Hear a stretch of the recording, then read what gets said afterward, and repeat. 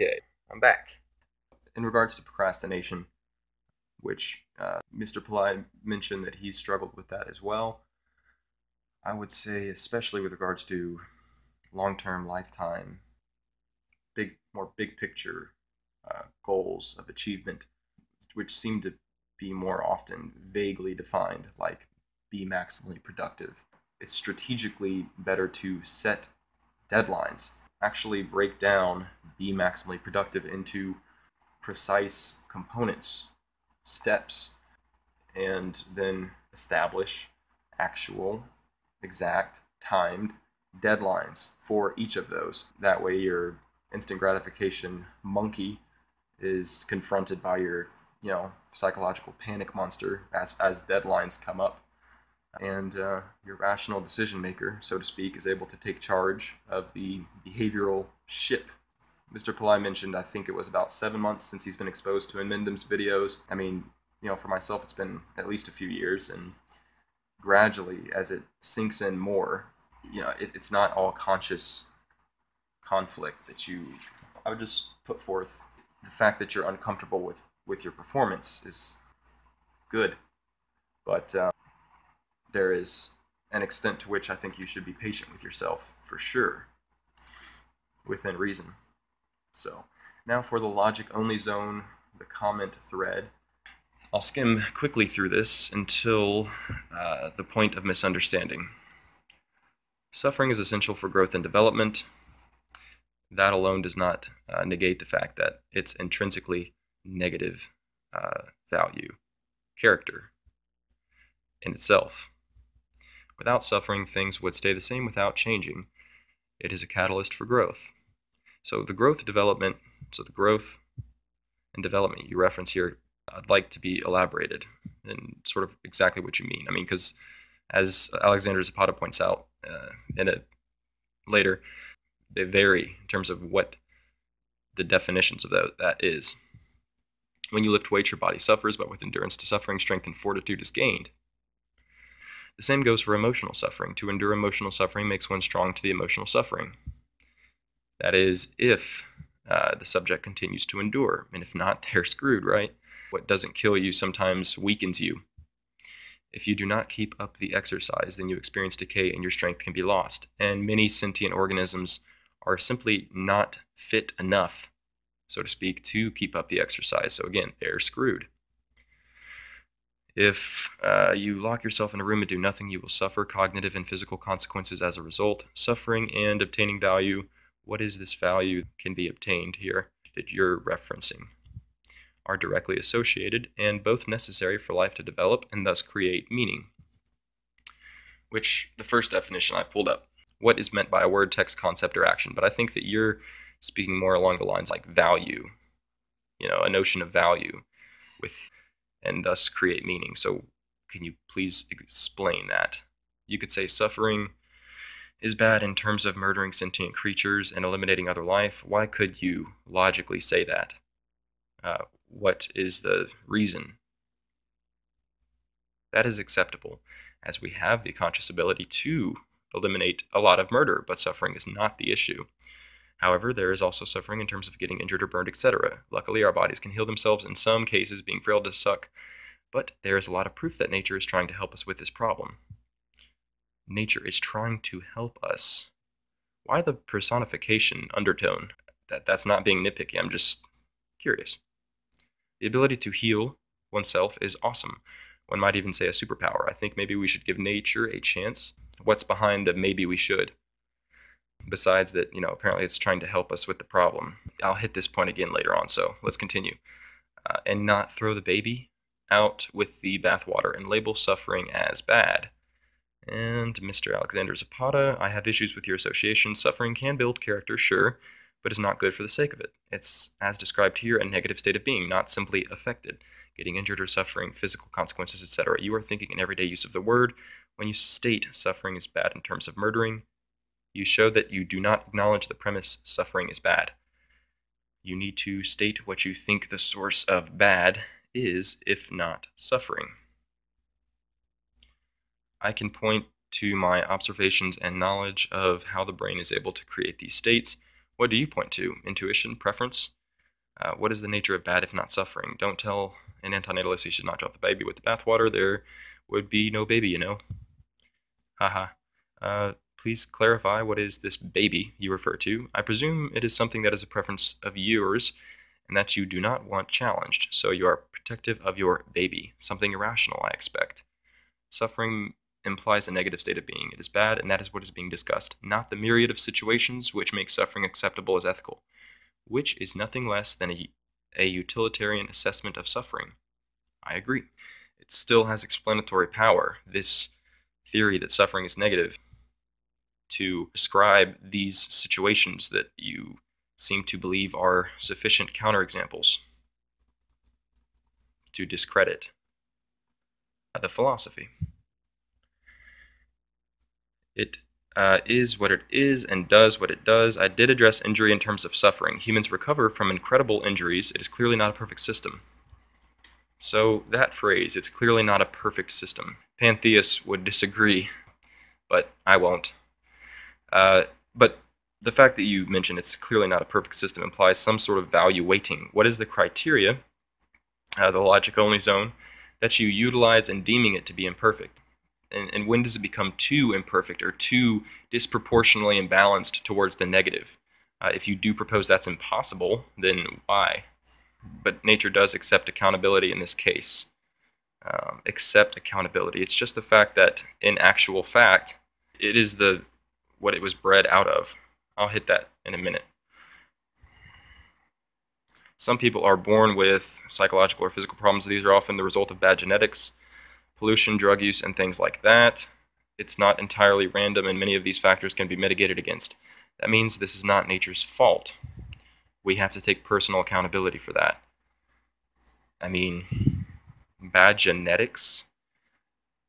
For example, if you're ignorant of these ideas that we're discussing, and that suffering is negative, and you've been confronted with the sort of obvious imposition argument, etc., then that's different than if you're ignorant of these antinatalist memes. That is different than if you have been introduced to them, you understand them, and you still propagate your genetics anyhow. But I mean, genetics, that is not nature's fault. Do you see how that doesn't make much sense? Murdering is bad, and the suffering in that situation does not build or teach anything. What is your reasoning for this premise? The creature isn't developing, but its development is interrupted by an outside force. Obviously, that is bad. Well, you need to describe what you mean by development here in order for this to be accepted. Bad equals negative or negative growth in how I perceive it. Bad equals negative, obviously that part is, insufficient, it's just redundant, or negative growth, I mean, that's something. Can you elaborate on negative growth again? What's your reasoning process behind the concept of growth, and why is such defined as apparently valuable? There are different types of experiences related to sufferings. To say suffering is all bad is illogical. That's a straw man, or if you're to be given the benefit of the doubt, that's a misunderstanding on your part. If you divorce it from the context of, that some suffering can, via consequences, actually reduce net suffering, then it's not bad. But in itself, yes, all suffering is, just by its nature, intrinsically negative, and ignores the types of suffering that are productive and promote goodness. So goodness, it's just that it reduces, that it negates the negative is not goodness. It's not real goodness. Even if I concede that there is some goodness, what is your argument against Benatar's asymmetry argument? What's your counter-argument to that?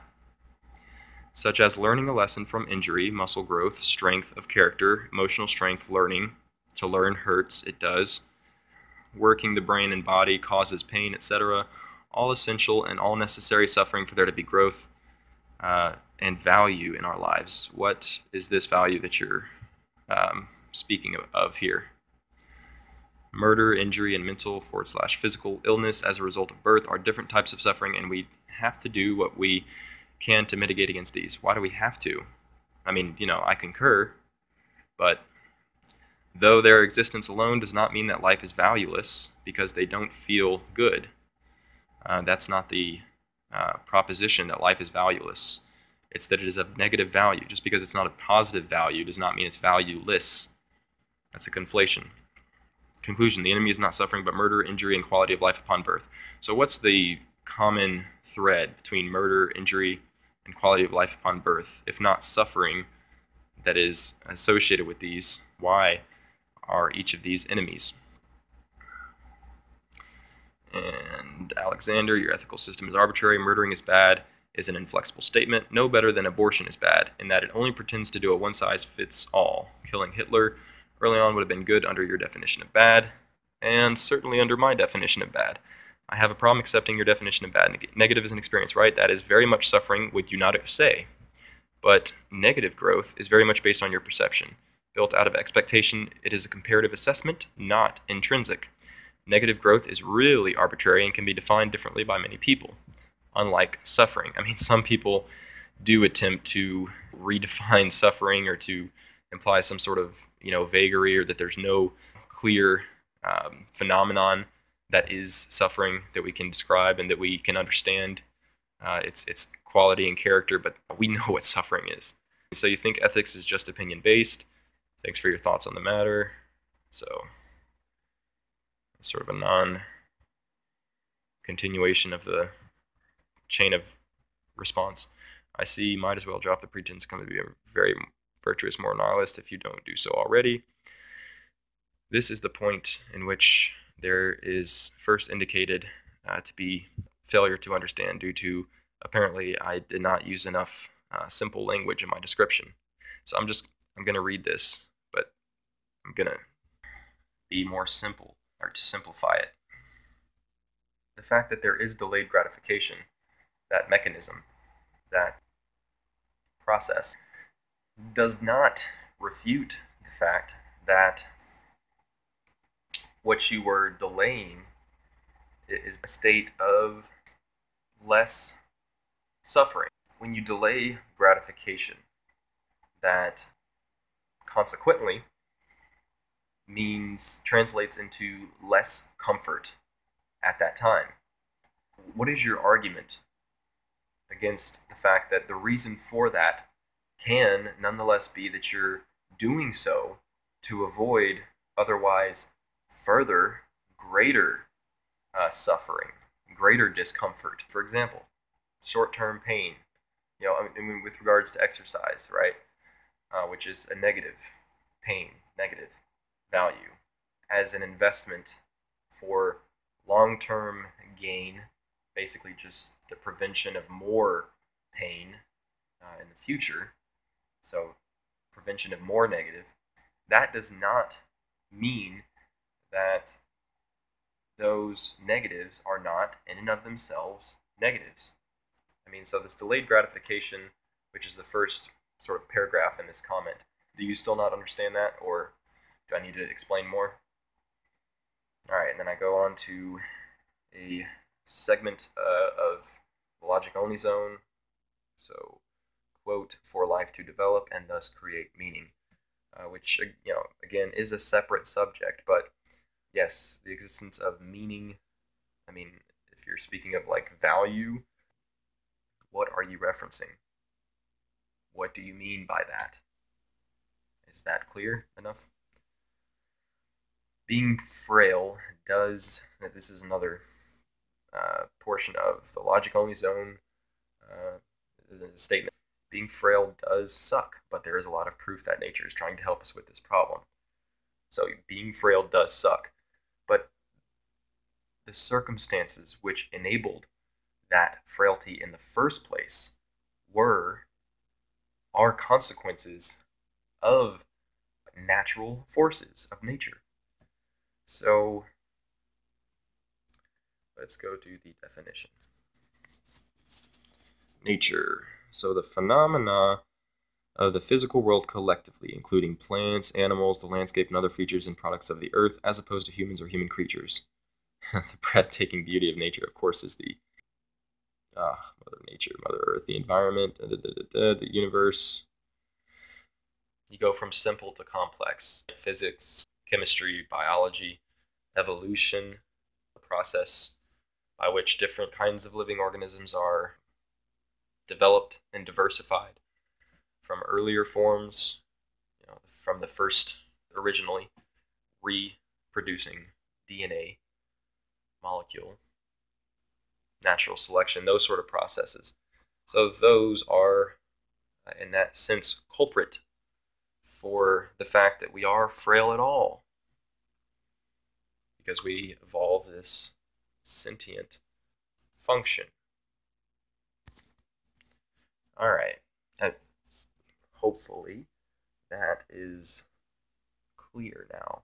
Because our frailty, you state sucks, is a consequence of nature, of natural forces and processes, blind crude forces. The fact that nature is trying to help us with this problem, or that we evolved these innately developed functions of repairing, maintenance to the vehicle of DNA replication that we are, that again is not sufficient grounds for then letting nature off the hook, so to speak. The reason I use this metaphor, this analogy, that it could be aptly likened to a rapist. So let's analogize nature. I mean, if you're going to do this personification deal, to a rapist. So you have this legitimately criminal individual who brutally rapes another person. And of the 100% of damage that they inflicted on that victim, they then somehow, give them some sort of medication or something that alleviates 25% of that original 100% of injury, damage, harm that they inflicted on them, that they imposed upon them. Let's say even 95% was alleviated, repaired. That is not total redemption. That is still a deficit. That is not a profit. So hopefully that's more clear. Might want to try simple language that anyone can understand. Otherwise, you're just spitting rhetoric, the cognitive justification for.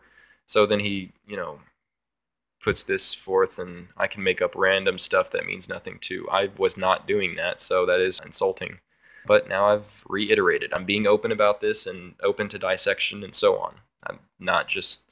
So yes, I've given you the benefit of the doubt that you were unable to understand. Yeah, I mean, I don't think I'm that wordy. Your lack of ability to explain yourself to others is your own burden. Again, you're the only one that's expressed that you were unable to understand, and now I'm re-explaining.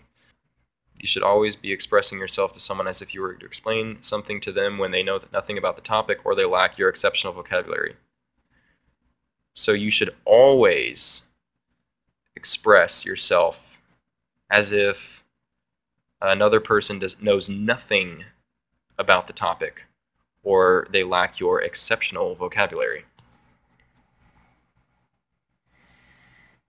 So even when you know someone is, semi-versed in a topic, why would you then express yourself as if they know nothing about it? Now, yes, you put, it's commonly a way intellectuals evade argument and explanation. I mean, first off, they're probably not truly intellectuals if they're, evading argument and explanation. But, yeah, I agree, people do that. That's not my intention. I'm not doing that. You would never write this way at a university or speak this way in a significant presentation. You'll learn. And again, I even did mention in my Y vlog video that I do need to work on brevity and clarity. And then I responded to, that comment of his with, do you speak at an equal level of vocabulary with preteens, so like an 11-year-old, as you do with philosophically well-versed adults, especially with a username of the logic-only zone, and especially in regards to subjects such as this, where I argue conceptual precision is essential. I doubt it. My point is not to convince you. My point is to state an alternative where others may see.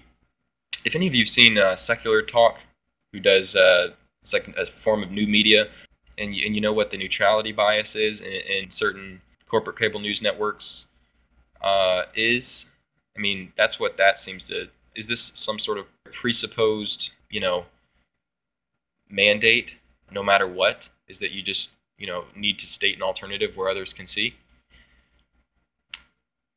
Or, I mean, as long as your alternative, you have sufficient, I mean, you are putting forth points, but so. In regards to the philosophical subject of intrinsic value, and particularly in the context of this thread, would you speak to a preteen, for example, with an equal level of vocabulary as you would to a philosophically well-versed adult with a username like the Logic Only Zone? I would want everyone to understand what I'm writing regardless of their capacities. I mean, that's not some sort of, negative attribute or aspiration. Albert Einstein, quote, "If you cannot explain something simply, then you do not understand it well enough," something to that effect. That's, probably true a lot of times, but for instance, with some sort of minutia subcontext of some sort of physics theory, there's just certain terms and terminology and familiarity that you have to have with the subject matter that you're not going to be able to use only 5-letter words. My question was clearly not an open-ended one. It is a yes or no question, sir. So, no. So he responded no, that he would not speak to a preteen with an equal level of vocabulary as he would to a philosophically well-versed adult with a username like the Logic Only Zone in regards to, the philosophical subject of intrinsic value, and particularly in the context of this thread that he initiated. You're speaking to me and others that read this, I would speak in a manner that all may understand. To do so would show true understanding of the subject. I would speak in a manner that all may understand. But again, you just said no, that you would not speak with an equal level of vocabulary with a preteen as you would with a philosophically well-versed adult with a username like yours in regards to this basic topic and certain nuances of it. So, speak in a way that a limited audience can understand shows lack of understanding, not the opposite. If you're implying that I have a lack of understanding, please demonstrate it. You are the only individual who's expressed an inability to understand what I communicated here, and despite that fact, I express that I'm willing to vocally reiterate as I'm doing. I think the more important question is, why is there a need in you for me to understand or agree with you? Why is that? Well, it's just a response to your expression you were unable to understand. My reply to your, comment in my video's comment section doesn't seem to be something demanding of much critical reflection. Yes, you then asked for me to simplify so that your peers are able to comprehend my meaning, and so you could be sure to not misunderstand what I've put forth. Why is that a problem, Alan? Well, I never stated it was a problem. Now I've reiterated, and I've observed no evidence of any of your peers expressing misunderstanding. It seems that you misunderstand me. I mean, if you explain, then I'll address it. Thank you for your time. I disagree with your perception on suffering and the basis to which you claim suffering is a bad thing. I mean, I don't even think that I didn't, move into, I put forth this, again, this was more of an introductory video, why vlog. So basically I'll just say, can you reiterate the basis to which I claim suffering is a bad thing, and where in that basis you disagree? My experiences have shown otherwise. Delayed gratification, the counterexamples that I've acknowledged and responded to. I have stated my thoughts on the matter and am satisfied with what I have written. Okay. That's interesting, considering you've expressed you don't quite understand my rebuttals, what they've entailed, but all right, if you're satisfied, you're of course free to digress, even though you did initiate the thread. Then the Logic Only Zone mentions I do need a clearly stated argument or I can't respond. Sure, I'll give you the benefit of the doubt, and I'm reiterating. And then I asked if he values honesty as a principle or some such above cognitive well-being and any other values that he might hold. This references another thread in which he mentioned cognitive well-being as a value of his. Of course, I value honesty. However, I may not value it the same as you, or the truth the same as you, because I value the frailty of the human mind. I mean, I view that as an obstacle. I don't value it. I do, of course, acknowledge that it exists, but I mean, also, the truth cannot always be understood in words, and instead, direct experience is needed to understand and learn sometimes. I agree. Experience is necessary. Directly processing sentient data, for instance. And yes, again, I concede to the frailty of psychological parameters, but I do not value it. So, to clarify, do you not prioritize intellectual honesty above all other principles as much as possible, given our limitations and so on? Not 100% of the time. Time and place and such. Plato argued that a society becomes the poetry that is given to the people. Well, I'm talking about philosophy, not poetry. He argued that a good society must not allow negative or disempowering memes to be offered to the people. I mean, I'm not only speaking about people either. I'm not a humanist. My concerns do not exclusively, apply to human animals. So, for example, do you think, if the gazelle somehow obtained the capacity to understand that if it propagates its genetics, if it reproduces itself, its offspring is probably going to endure a horrific suffering and pain and torture, would that be a disempowering meme? We want people to hold empowering and positive memes, or heroes close to them over the opposite. Again, I value. I'm interested in the truth, so not merely psychologically comfortable, positive truths. The truth. Concepts that lead to nihilism or anti-life. Okay, these are not interchangeable. Oftentimes, nihilists, once they lose more of a sense of, okay, there is some sort of ethics or ethic to the cosmos, there is value, basically, that is rationally discernible. They basically are deluded into rejecting any notion of such. Then my experience and my observations frequently then shift to what's easy to shift to, which is focusing on what do I want, what am I interested in, subjectively, what do my desires and gratifying them. Often there's some sort of life indulgent associations with that. But again, in terms of just value, there should be no reason to sort of conflate these, as it looks like your phrasing is implying there. Concepts that lead to nihilism or anti-life can be categorized as oppositional to public well-being. Can you please describe what public well-being is, what that means to you? Suffering may be bad, and therefore life is valueless. No, that means that life is destructive, is value destructive. That is not valueless. This would be a meme that Plato would disapprove of. Well, I'm not seeking Plato's approval. I'm seeking the approval of logic and empirical evidence and so on. I disagree with this assertion for different reasons than public well-being, but public well-being is also an issue. So what are those other reasons? And again, can you define public well-being? If life is concluded to be suffering and therefore be disregarded, then I would keep it to myself. Why? Personally, I don't believe this, though.